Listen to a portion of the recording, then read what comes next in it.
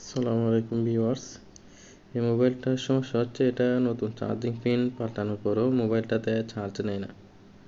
তো প্রথমে আমরা এটা চেক করে দেখব যে এটা ভোল্টেজটা ঠিকভাবে আউটপুট দিচ্ছে কিনা চার্জার থেকে।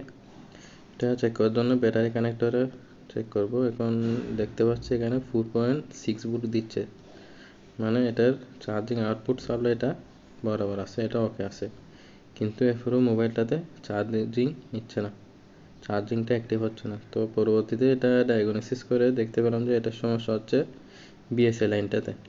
তো এখন এটা আমরা খুলে ফেলবো। খুলে এই বিএসএ লাইনটা মূলত এই ব্যাটারি কানেক্টরটা মান আছে, কিন্তু এটা ব্যাটারির সাথে সংযোগটা বরাবর পাচ্ছে না। এটা ব্যাটারি কানেক্টর চেঞ্জ করলেও হয়ে যাবে। আমরা এটা আপাতত ব্যাটারি কানেক্টর চেঞ্জ না করে এই লাইনটাকে বাইপাস করব।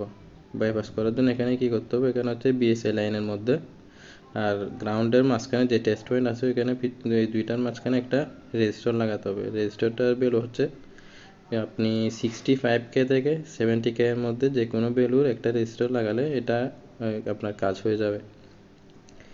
এখন আমরা রেজিস্টারটা নিচে হচ্ছে পুরাতন একটা নোকিয়া ব্যাটারি থেকে, ওই ব্যাটারির ভিতরে থাকে বিএমএস বোর্ডের মধ্যে, ওইখান থেকে রেজিস্টারটা নিয়ে লাগাই দিচ্ছি। এটা লাগানোর পর এরপরে চেক করবো যে আমাদের কাজটা হচ্ছে কিনা। বিএসএ লাইনের কাজ হচ্ছে মূলত এটা ব্যাটারি, মোবাইলে যে ব্যাটারি সংযোগ হয়েছে ওইটা চেক করা।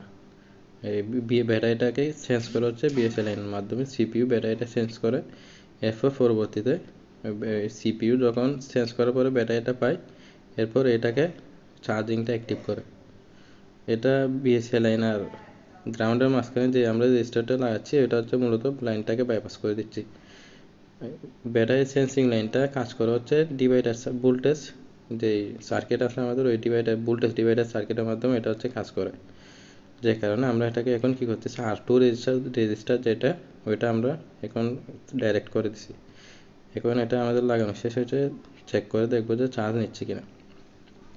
লাগানোর পর আমরা দেখতে পাচ্ছি আমাদের এই চার্জিংটা অ্যাক্টিভ হয়েছে, এখন চার্জটা নিচ্ছে সম্পূর্ণ ওকে। এখন মোবাইলটা ফিটিং করে আবার চেক করবো যে চার্জ নিচ্ছে কিনা।